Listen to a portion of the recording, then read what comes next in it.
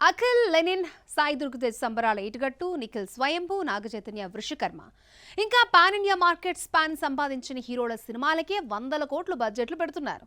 మరోవైపు రిలీజ్ డేట్లు మారడం, సంవత్సరాల తరబడి మేకింగ్కే కేటాయించడం, పెరుగుతున్న వడ్డీ భారం ఇవన్నీ నిర్మాతల రిస్క్ను మరింత పెంచవా?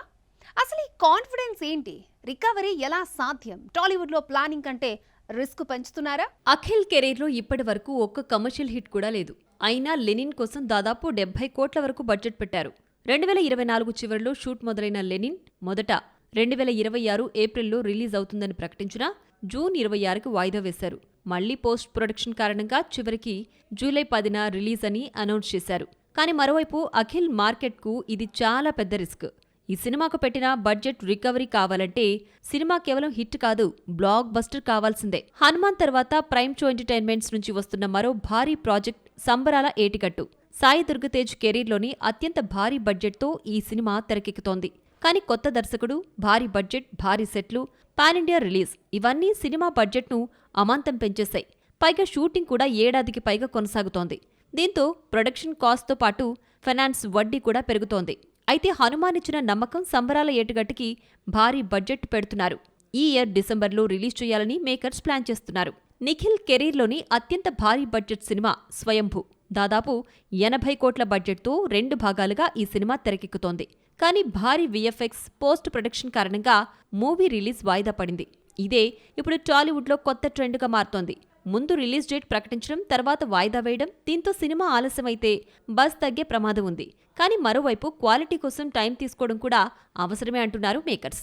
మరి ఇలా ప్లానింగ్ లేని ప్రొడక్షన్ కారణంగా బడ్జెట్ లెక్కలు తిరిగి రాబట్టుకోవడం సవాల్గా మారుతోంది. నాగచైతన్య వృషకర్మ కూడా 110 కోట్లకు పైగా బడ్జెట్తో తెరకెక్కుతోంది.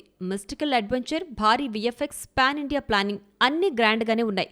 90% షూటింగ్ కూడా పూర్తయింది. రాజస్థాన్ కోటల్లో కీలక స్కెడ్యూల్ రీసెంట్ గా ఫినిష్ చేశారు. కానీ ఇంకా రిలీజ్ డేట్ ఫిక్స్ కాలేదు.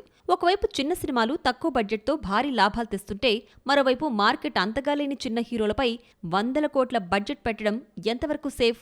అయితే నిర్మాతల లెక్కలు మాత్రం వేరే ఉన్నాయి. థియేటర్తో పాటు ఓటీటీ, శాటిలైట్, ఓవర్సీస్ డిజిటల్ హక్కుల ద్వారా రికవరీ సాధించొచ్చనే నమ్మకంతో ఈ రిస్క్ తీసుకుంటున్నారు మేకర్స్. కానీ కంటెంట్ క్లిక్ కాకపోతే ఈ భారీ పెట్టుబడులే ఇండస్ట్రీని నిండా ముంచుతాయనే ప్రమాదం కూడా ఉంది. ఇప్పటి వరకు టాలీవుడ్ లో 100 కోట్లకు పైగా బడ్జెట్ అంటే స్టార్ హీరో, స్టార్ డైరెక్టర్ లేదా భారీ ఫ్రాంచైజీ ఉండడం కామన్ థింగ్. కానీ ఇప్పుడు ఆ ఫార్ములాను నాగబంధం మార్చబోతుందా?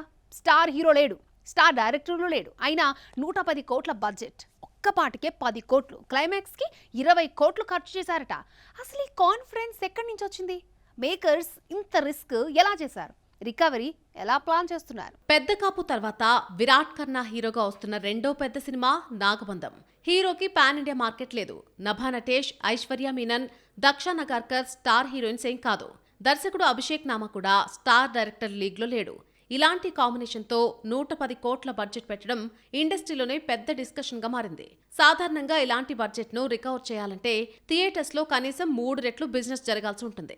అదే ఇప్పుడు మేకర్స్ ముందున్న మొదటి ఛాలెంజ్. అయితే మేకర్స్ కాన్ఫిడెన్స్కు కారణాలు కూడా కనిపిస్తున్నాయి. అనంత పద్మనాభ స్వామి ఆలయం, నాగబంధం సంప్రదాయం, పురాణాలు, అడ్వెంచర్ ఈ అంశాలన్నింటినీ కలిపి ఒక కొత్త ప్రపంచాన్ని క్రియేట్ చేశారు. ట్రైలర్ విడుదలైన వారం రోజుల్లోనే దాదాపు 10 మిలియన్ వ్యూస్ రావడం సినిమాపై ఆసక్తిని పెంచేసింది.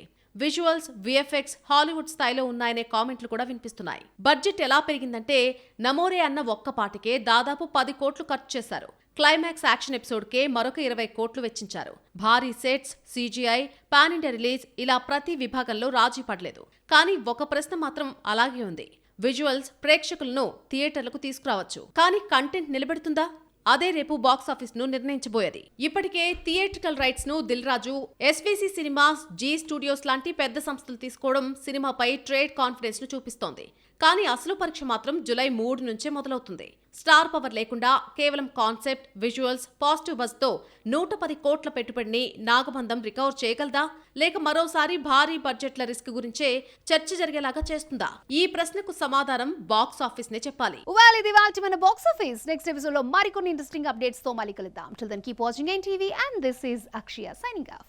Bye bye.